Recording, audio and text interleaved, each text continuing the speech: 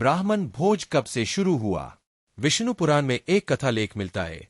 एक समय सभी ऋषियों की एक पंचायत हुई जिसमें यह निर्णय करना था कि यज्ञ का भाग तीनों देवों में से किसको दिया जाए। प्रथम परीक्षा लेने के लिए भृगु मुनि को चुना गया। भृगु मुनि ने भगवान शंकर को जाकर प्रणाम किया तो शंकर जी उन्हें गले मिलने के लिए खड़े हुए। मुनि ने मना कर दिया कि आप अघोरी हो, मुर्दे की भस्म कमाते हो, हम आपसे गले नहीं मिल सकते। भगवान शंकर क्रोधित हो गए। फिर भृगु मुनि अपने पिता के यहाँ गए तो अपने पिता ब्रह्मा जी को प्रणाम नहीं किया। ब्रह्मा जी भी कुपित हो गए।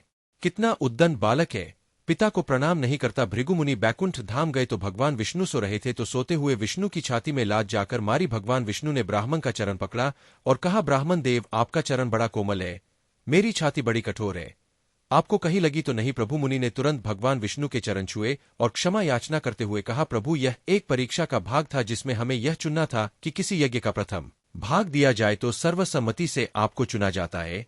तब भगवान विष्णु ने कहा कि जितना में यज्ञ तपस्या से प्रसन्न नहीं होता उतना में ब्राह्मण को भोजन कराए जाने से होता हूँ। भृगु जी ने पूछा, महाराज, ब्राह्मण के भोजन करने से आप तृप्त कैसे होते हैं? तो विष्णु भगवान ने कहा, ब्राह्मण को जो आप दान देते हैं या जो भोजन कराते हैं, एक तो वह सात्विक प्रवृत्ति के होते हैं, वेद अध्ययन वेद पठन करने वाले होते हैं। ब्राह्मण ही मुझे ब्रह्मा और महेश तीनों का ज्ञान समाज को कराते हैं। हर अंग का कोई ना कोई देवता है, जैसे आंखों के देवता सूरज, जैसे कान के देवता बसु, जैसे त्वचा के देवता वायुदेव, मन के देवता इंद्र, वैसे ही आत्मा के रूप में मैं भी वास करता हूँ। ब्राह्मण भोजन करके तृप्ति की अनुभूति करे तो वह तृप्ति ब्राह्मण के साथ मुझे और उन देवताओं को भी प्रत्यक्ष भोग लगाने के समान है जो आहुति हम यज्ञ कुंड में देते हैं। स्वाहा कहकर ठीक उसी प्रकार की आहुति ब्राह्मण के मुख्य में लगती है।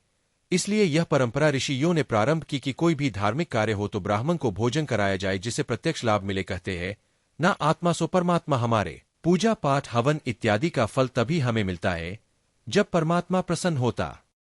आस्तिक मन से किया हुआ पुण्य दान अवश्य फलता है और सात्विक वृत्ति वाले को ही दान पुण्य भोजन कराना चाहिए। हर पूजा पाठ के उपरांत दक्षिणा और भोज अवश्य कराना चाहिए। यह आपकी यथाशक्ति पर निर्भर है। अगर ब्राह्मण सात्विक वृत्ति का है, आप जो भी उसे दोगे, जो भी खिलाओगे, उसी से प्रसन्न हो जाएगा। चाणक्य का एक श्लोक याद आता है, विप्रानाम भोजनो तुष्यंती मयूरन घन गर्जिते, साध्वा पर संपत्तो खलह पर विपत्तिसु। आप चाहे गरीबों को भोजन कराए, चाहे गौ माता को भोजन कराए या ब्राह्मण को भोजन कराए, मतलब आत्मा की तृप्ति से है। सामने वाले की आत्मा तृप्त तो परमात्मा प्रसन्न है। आशा करता हूं आप लोगों को मेरी बात समझ में आई होगी। जिसको नहीं आनी है तो नहीं आनी है, तर्क वितर्क करने के कोई लाभ नहीं। आप विष्णु पुराण पढ़िए।